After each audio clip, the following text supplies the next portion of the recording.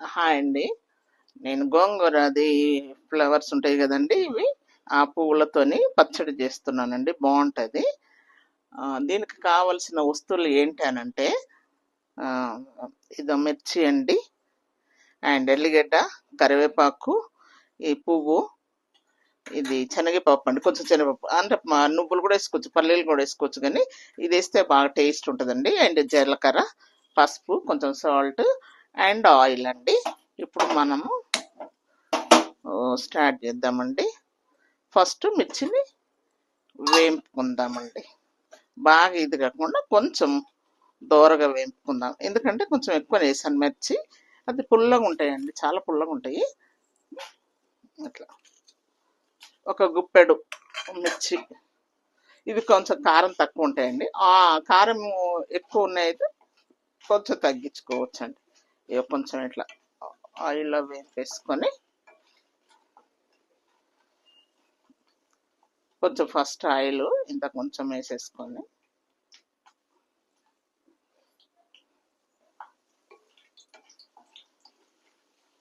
దొరగా వేపేసుకోవాలండి. ఎందుకంటే ఇంకా సీజన్ రాలేదు కదండి, ఇవి కొంచెం బ్రౌన్గా ఉన్నాయి. ఇప్పుడు కొత్తగా వస్తే మట్టుగా రెడ్గా కనిపిస్తాయండి. ఇక్కడ మాడనియొద్దండి, మాడితే ఏమైపోతుందంటే టేస్ట్ డిఫరెంట్ అవుతుంది. ఇది కొంచెం దోరగా వేరే చూడండి. ఇది ఇలా.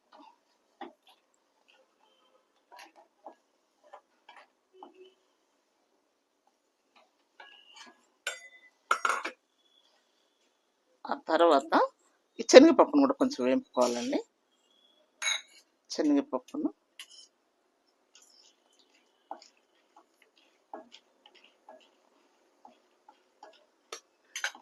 ఇది కూడా కొంచెం వేగి, ఎందుకంటే మిక్సీ పట్టేటప్పుడు దీంతో వేస్తే ఏమవుతుంది, కొంచెం జారిపోతుంటుంది. అందుకే కొంచెం బరుకుగా ఫస్ట్ పట్టిన తర్వాత మనము ఇది తీసుకోవచ్చండి. ఇది చూడండి, ఎర్రగా అయినాయి కదండి. ఇట్లా ఎర్రగా అయినాయి కదా, దీంతో కొంచెం ఇది వేసేద్దాం. బాగుంటుందండి. ఇలా మినపప్పు వేస్తే బాగుండదండి, అందుకే నేను శనగపప్పు వేసాను. ఇట్లా వేంపి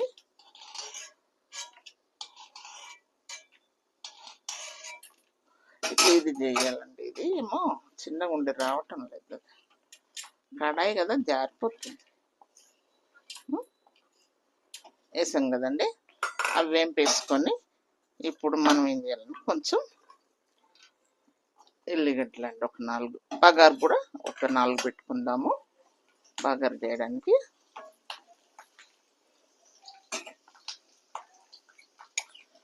చెప్పాను కదండి, జీలకర్ర ఒక స్పూన్ వేసుకుందాం, అంటే క్వాంటిటీని బట్టి వేసుకుందామండి.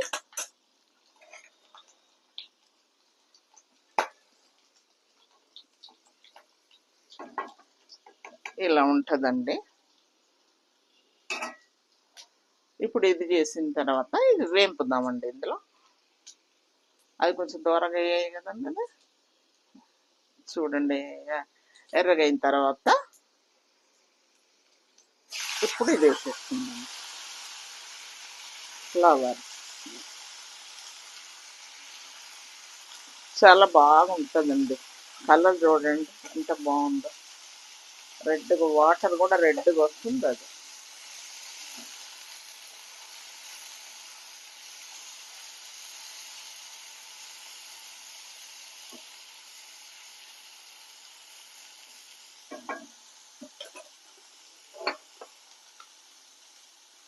దీనికి మనం ఇప్పుడు తగినంత ఉప్పు వేసుకుందామండి. ఒక స్పూన్నర వేసాను.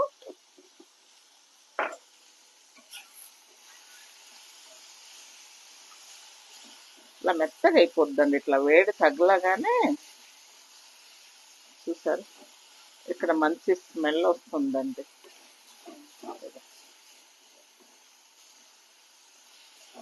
దీన్ని ఇలా వేగిన తర్వాత నూనెలో వేగుతుంది కదండి.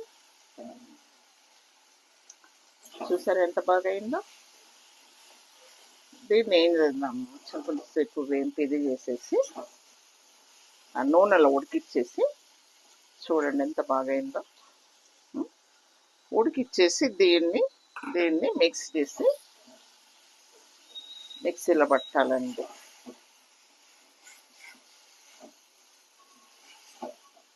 ఇప్పుడు తీసేద్దామండి. ఓకే అండి, దీన్ని పోపు పెడదామండి.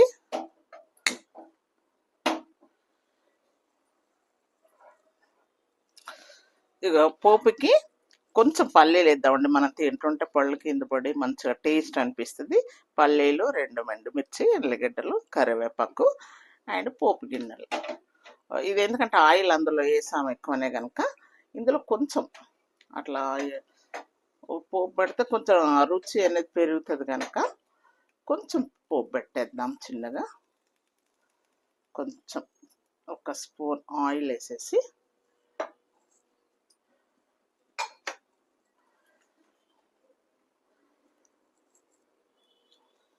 పల్లీలు వేద్దామండి ఫస్ట్.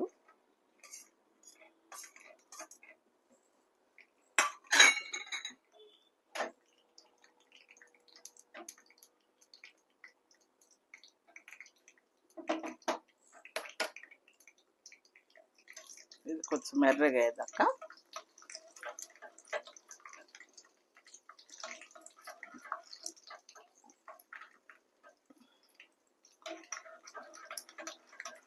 నేను ఎందుకంటే కొంచెం బాగా ఎక్కువ వేడి కానియనండి నూనెని, ఎందుకంటే బాగా వేడి కానియద్దు అంటారు కదా ఆయిల్ని స్టవ్ పైన అన్నట్టు, నేను కొంచెం తక్కువనే చేస్తానండి. అది సాధ్యమైనంత వరకు కొంచెం తక్కువ వేడి చేయాలనే చూస్తుంటాను.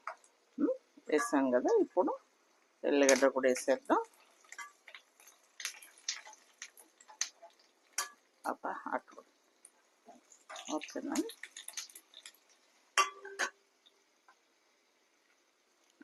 అప్పుడు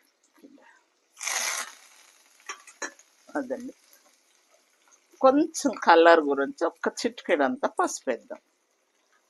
ఎర్రగా ఉంది కదండి, అండ్ రెడ్ అండ్ ఎల్లో బాగా కనిపిస్తుంది కనుక స్టవ్ ఆపేద్దామండి. ఇది చూసారండి ఎంత కలర్ఫుల్గా కనిపిస్తుందో. ఇదండి గోంగూర పచ్చడి.